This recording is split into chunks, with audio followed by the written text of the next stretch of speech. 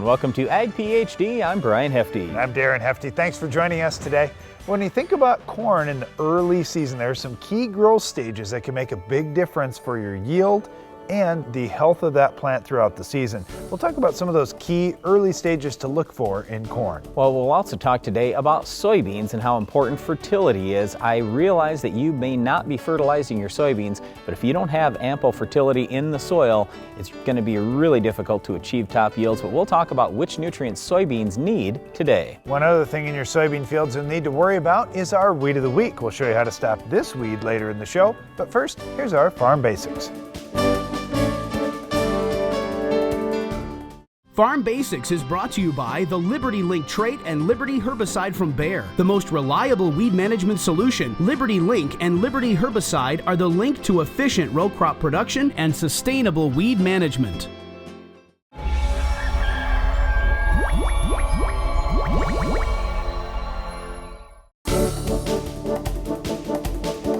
During our Farm Basics time today, we'll talk about weed seed viability. How long can weed seeds last in the soil? Well, how long can they last in the soil? I am concerned about that. I'm also concerned about how many weed seeds are out there in the soil. The University of Minnesota did a study where they estimated 130 million weed seeds were found in each plow acre. That's a lot of weeds to get under control. You hope they don't all germinate today. So yes, we're concerned about how many of them are going to germinate 5 years, 10 years, 50 years from now, but we're also concerned about fighting the ones that are going to pop up right now. I love how Darren said, I hope they don't all germinate today. I actually do hope they all germinate today, because that means that we have eliminated the weed seed bank. And that's one of the biggest challenges we have as farmers, is trying to control weeds not only to protect this year's yield, but also to keep that weed seed bank down for future years. What we find is if we can just get past year one, in a lot of cases, yes, weed seed viability is a lot less, but there still could be weed seeds that are germinating from 10, 20, maybe even 30 or 50 years ago. They can last a really long time in soil. Here's a short little list of some weeds and how long researchers have found seed to be viable for. For example, with field bindweed, also called creeping jenny, they found seed that's lasted 50 years or more and still germinated. With Canada thistle, over 20 years. Lamb's quarter, over 40 years. Now, when you think about some of the weeds, it's much less, like Russian thistle, for example. Oftentimes, after 1 year, weed seed viability goes down dramatically. But others, like mustard, they found some seed that was over 600 years old and got it to grow still. So you have to be careful. One of the other things is livestock. A lot of times weed seeds get fed to livestock. Now, this isn't on purpose or anything, but there happen to be weed seeds in grain that may go to livestock. Well, with that livestock, you would think, okay, it's got to be eaten by the livestock and go through that animal, and then it gets spread out as manure. You would think, well, most of that seed's got to die. No, that's really not the case. It might be 10% to 25% of those seeds could still be viable, even going through an animal like a hog or cattle, for example. That's true, Brian, for hogs and cattle. However, researchers have shown that weed seed that runs through a chicken has only about a 2% chance of surviving that process. So I don't know what happens inside a chicken, but it's a lot tougher to deal with than a hog or a cow. All right, so the reason why we're talking about this today is just so you understand, as a non-farmer, hey, when we are farmers out here, we not only have to think about weed control for this year and this year's crop, but we also have to think about the long-term success of our farm. And if we let weeds go even 1 year, we could be fighting them for many, many years down the road. Our Weed of the Week has a seed that could be viable for decades, so we want to get it under control right now. We'll show you how later in the show. We've got teams all over talking about low salt, micronutrient, high efficiency fertilizer teams like it's something new. What's your take? I tell you, Don, AgroLiquid team has had these technologies for over 30 years. And really unprecedented application versatility, compatibility, and ease of use. So they're your pick for the championship season? You bet. Their full line nutrients is going to take them all the way to the root zone. And now we have Jenny in the field talking with Farmer Dave. Thanks, Don. Dave, after the impressive turnaround last year, what are your plans for the coming season? Well, as you know, I changed teams mid-season last year. Now I know my AgroLiquid partners are ready to go to work. I'm completely happy with the performance and the level of dedication I get from AgroLiquid. From the guys in the field? Everyone at AgroLiquid. I believe AgroLiquid has me on the road to success. There you have it, Don. Dave has a plan for another championship season with AgroLiquid.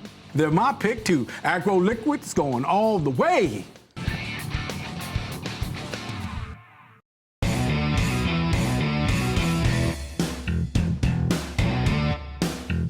Leading the charge in strip tillage for more than a decade, the Soil Warrior brings the future to your farm today.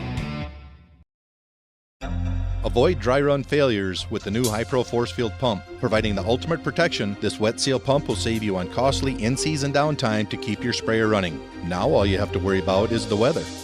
High-Pro, helping you spray better.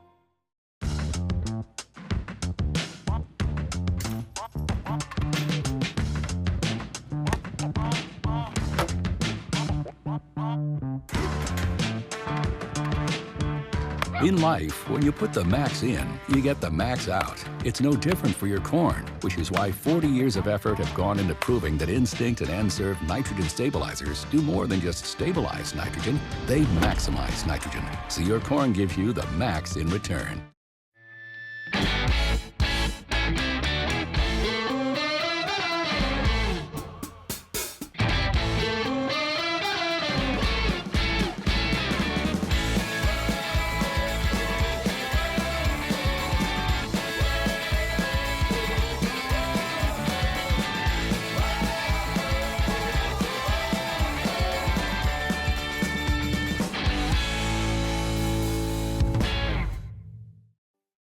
We love the quality, we love the construction. We're looking forward to working with Morton in the future. They have this down to a science. They know exactly what you want. They know how to make it happen. It's an easy process. I would definitely recommend Morton. From the first time I met the salesman to the last nail that the crew put in, it has been a positive and professional experience. I'm so happy I found Morton because they just make the job so easy. Find the building of your dreams at mortonbuildings.com. When it comes to soybean fertility, my question for you is, what are you doing? How are you fertilizing your soybeans? Darren has some statistics for us here. When we talk about 80 bushel beans, and I realize you might not be raising 80, but if you're raising 40, just divide these numbers by 2.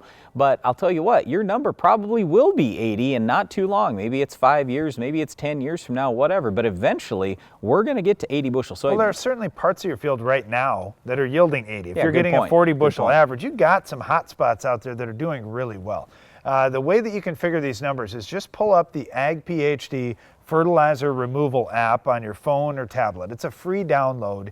You can type in the crop that you want, like soybeans, for example. Then you can put in whatever yield number you want. So we're going to use 80 today. So if you want to type in 80, you can just follow right along. All right, so let's hit these numbers. Go ahead. All right, so for nitrogen, 80 bushel soybeans need 348 total pounds of nitrogen, and 75% of that, 260 pounds, is going to be removed when you haul the grain out of the field. For phosphorus, well, soybeans need 78 pounds of phosphate, and 59 of that is going to be removed when you haul the grain out of the field. That's 75% again. Now with K2O potassium, we need 176 pounds to raise 80 bushel soybeans, and 96 pounds are going to leave in the fall with the crop. That's 55% there. Sulfur, we need 28 pounds. Calcium, we need 76 pounds. And magnesium, 40 pounds. That's a whole lot of nutrients we need for 80 bushel soybeans. So here's the whole point, and the reason why we're talking about this today. When you put your corn crop in the ground this spring, I'm going to assume you put something on for fertilizer. Okay, you don't just throw your corn crop out there and say, well, this is a good scavenger crop and we just hope that it can pull enough out of the soil to produce 200 or 250 bushel corn. No way. How well are you treating your corn crop? And we just want you to think about, you know what, even if I try just a few acres, maybe I should treat my soybean crop that well. Fertility is the key thing. I don't care which crop we're talking about. Yes, it's important to control weeds and diseases and insects. It's important to place your seed right and all these things, have good drainage, you name it. But probably 80% of the conversation should be, what are my nutrient needs? It's just like anything else. I don't care if you have livestock or if you're raising a child. You have to feed everything well if you want it to do well long term. All right, so here's one thing a little different with soybeans though, compared to a crop like corn. For corn, it needs fertility a little bit all through the season. Now, certainly that ramps up as the plant gets bigger and as we start producing and filling out that ear. With soybeans, we don't need a whole lot of nutrients early. We need some. We certainly need some.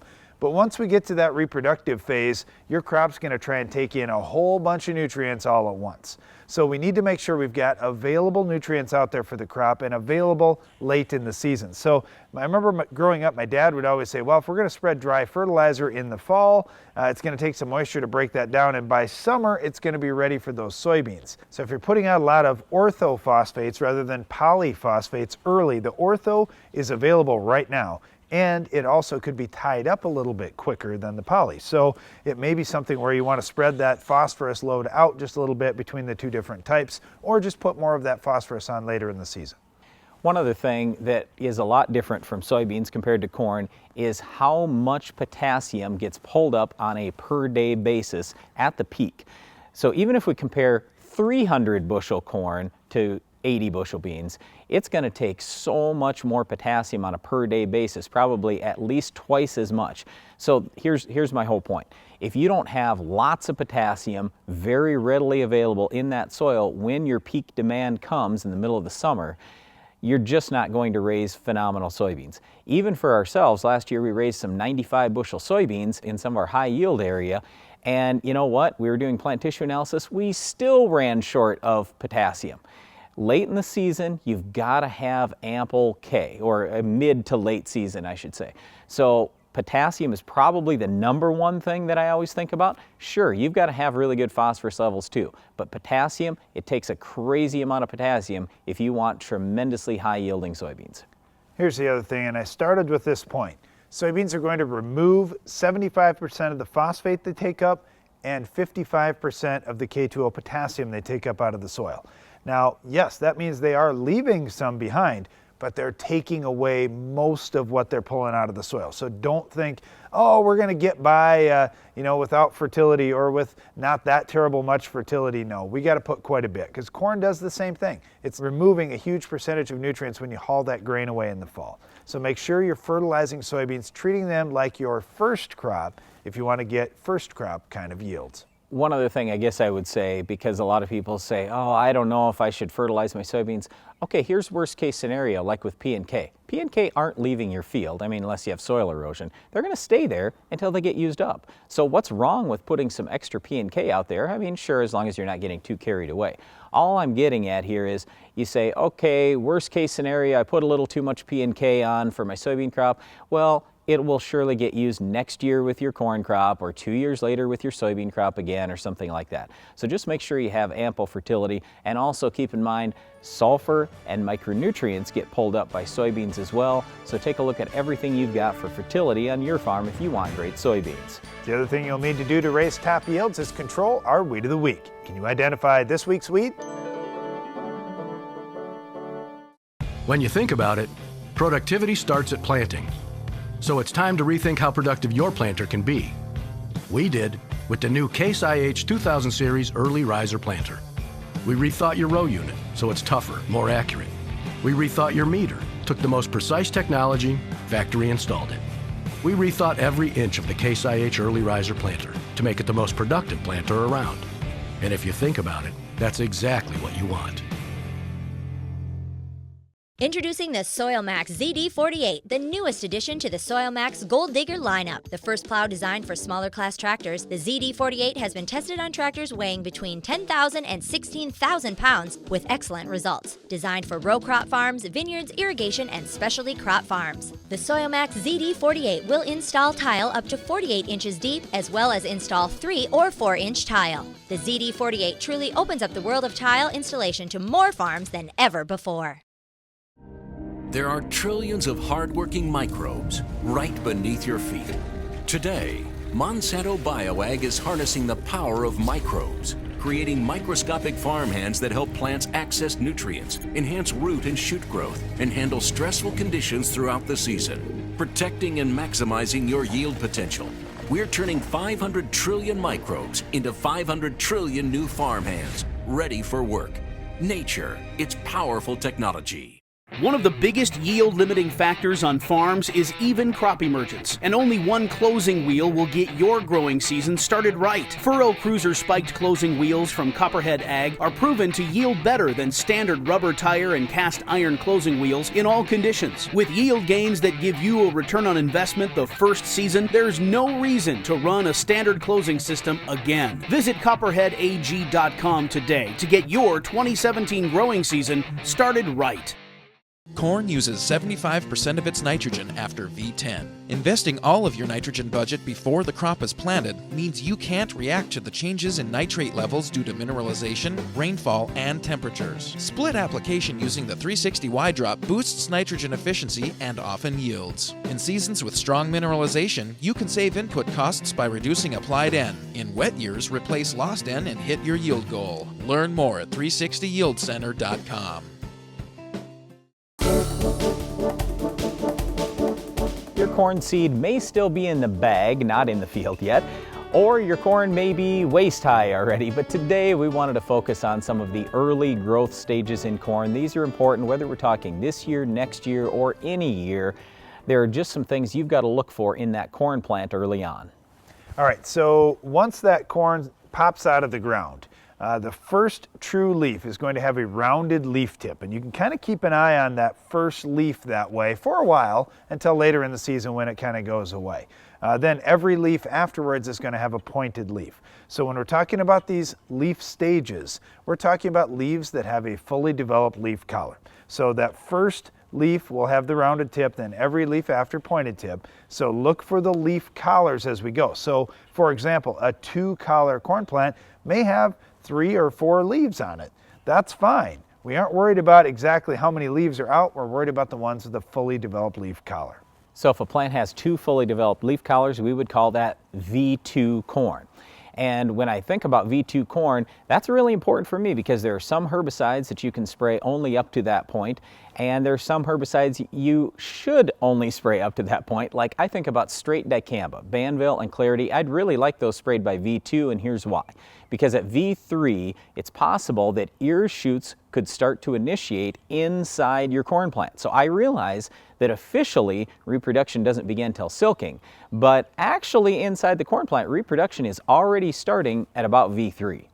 And when we talk about the straight dicambas, we're talking about the unsafened versions, so like Banville and Clarity, for example. The safeners certainly help as we're getting a little bit bigger, and there's a lot of different choices that you have to as corn gets bigger.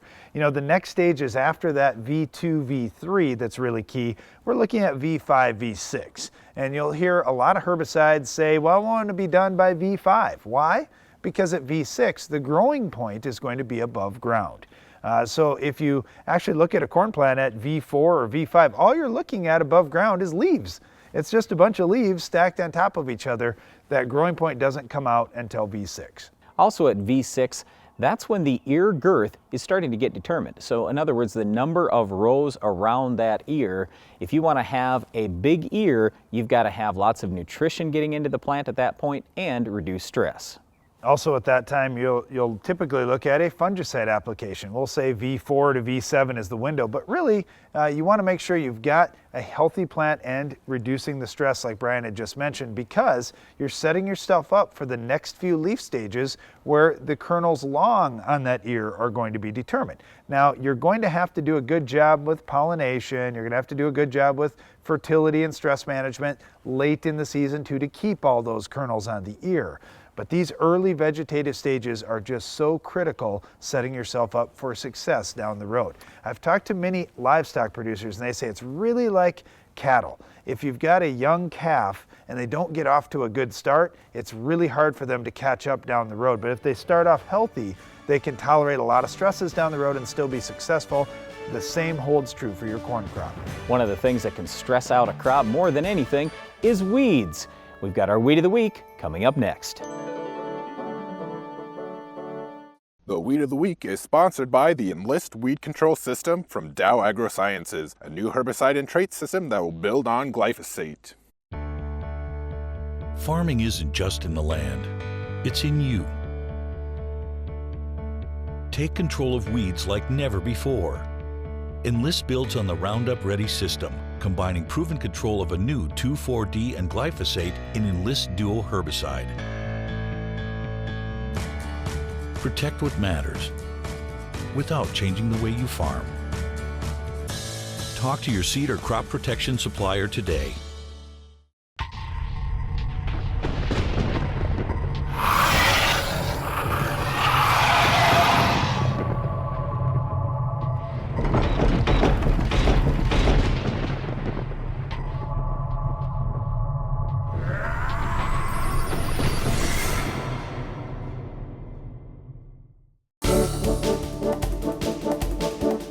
Our weed of the week is Venus mallow.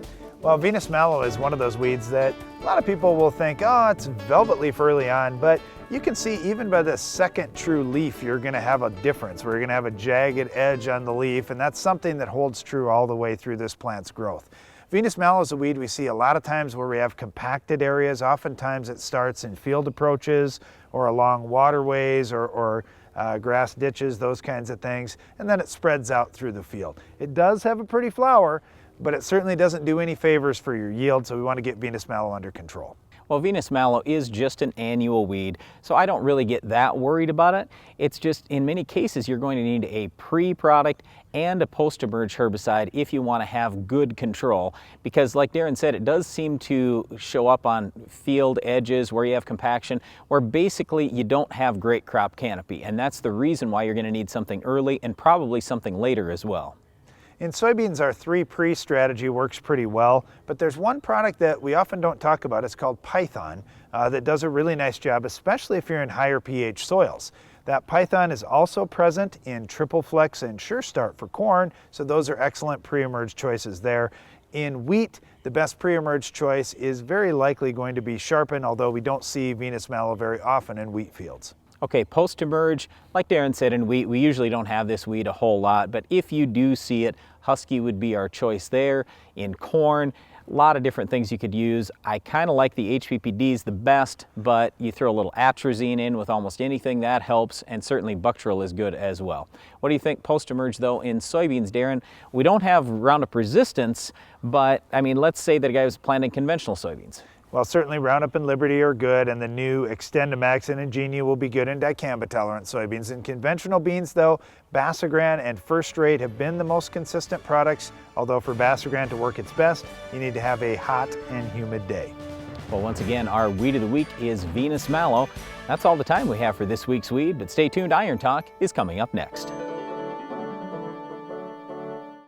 Take a look inside any rotary combine and you'll find single rotor technology. Technology Case IH introduced over 35 years ago with the axial flow combine. But unless it gives you more bells and whistles with fewer belts and chains, more power using less fuel, it's not an axial flow. Because while the heart of every rotary combine beats red, only Case IH gives you the power to do more. We've got teams all over talking about low salt, micronutrient, high efficiency fertilizer teams like it's something new. What's your take? I tell you, Don, AgroLiquid team has had these technologies for over 30 years. And really unprecedented application versatility, compatibility, and ease of use. So they're your pick for the championship season? You bet. Their full line nutrients is going to take them all the way to the root zone. They're my pick too. AgroLiquid's going all the way.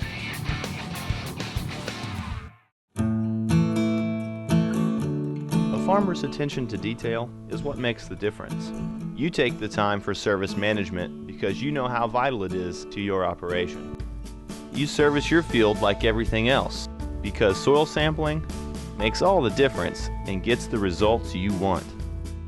Download the app Soil Test Pro and start grid sampling today. Keep your farm growing strong. The more you test, the more you know. For lower costs, higher production, Mandico Agri leads with versatility unmatched. Twister is the vertical tillage unit for no-till as well as conventional tillage. Avoid costly downtime with Twister's ease of maintenance. Its unique Coulter suspension allows it to follow the contour of the field yet remain forgiving in rocks. Our hydraulically adjustable Coulter angles mean you never leave the cab, making residue management easier, more efficient. Spring or fall, the Mandico Twister is the new leader. Check with your local dealer or visit mandicoagri.com.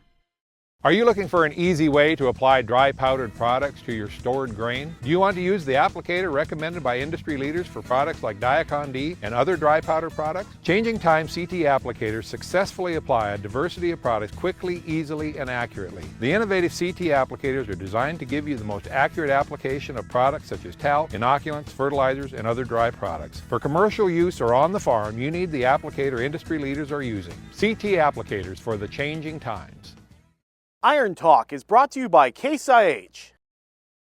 The AFS Connect Farm Management System from Case IH connects you, and only you, to the information you need most from your equipment, from anywhere, at any time. AFS Connect, only from Case IH.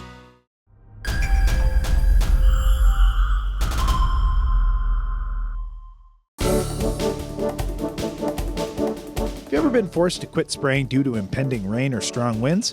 If you've farmed for more than a week, it's certainly happened. The question today is, what do you do with the spray tank that's half full? I'll answer that in today's Iron Talk. The obvious solution is to watch the weather very closely before you fill the spray tank to begin with. If rain is on the horizon or wind is supposed to be picking up soon, you simply wait for another day. However, we live in the real world and things happen. Here's what to watch out for and some steps to help work it all out. First, the watch out list. Watch out for products settling out. This is especially true if there's more than one product in the tank or if one or more of the products was in the dry form to begin with. Leaving any product in the tank puts you at risk of contamination as well from previous products that were in a poly tank. You see, there's pore space that could hold the remnants of something you sprayed before, like Roundup, dicamba, or really any other product. Another watch out is for the deactivation or neutralizing of the products that you've mixed up in the spray tank. For example, Basagran and Post can be sprayed together. However, the longer they're in the same spray tank, the less weed-killing activity you see from the Post. Spray solution pH can work against you too, as is in the case of some of the sulfonylurea products like Accent. Now, if you get caught in a situation where a spray tank remains partly full overnight or for a few days, here are some possible solutions. One would be adding ice to the spray tank. Cooling the water could slow down any degradation. Putting the sprayer inside, or at least under some shade, can help it cool, as well as helping to avoid any photodegradation from sun exposure. Agitation can be used to keep products in suspension that may otherwise settle out. Also, closing the valve that allows product to enter the spray boom can keep the settling out of your boom completely. Adding more active ingredient to the solution may be necessary with some products, but be sure to follow the label directions to avoid crop injury and other issues. Since there are so many possible situations, get the advice of an experienced agronomist. Also, be sure to clean out the tank very well every time to avoid contamination issues. If product will sit for an extended time in a spray tank, you may be ahead to pump it out into a holding tank and free up your sprayer and avoid future issues trying to get the product out. One last note, with biological products, many of them will start to grow when left in the spray tank for more than a few hours. So talk to your supplier if you get caught in that situation for specific recommendations for the product you're using. That's all for today's Iron Talk, and now back to the show. Closed captioning for Ag PhD is sponsored by Norwood Sales. On your farm, you need speed and year-round effectiveness in your tillage program. The Quick Till from Norwood Sales allows you to move quickly through your fields, maximizing time and improving yield. Constructed of heavy-duty materials, the Quick Till is ideal for both spring and fall applications, from preparing a healthy seedbed early in the season to breaking up corn residue after harvest. For more information about how a Quick Till can improve fields on your farm, call Norwood Sales today. That's all the time we have for today's show, but before we go, we want to invite you to tune in to the Ag PhD radio show.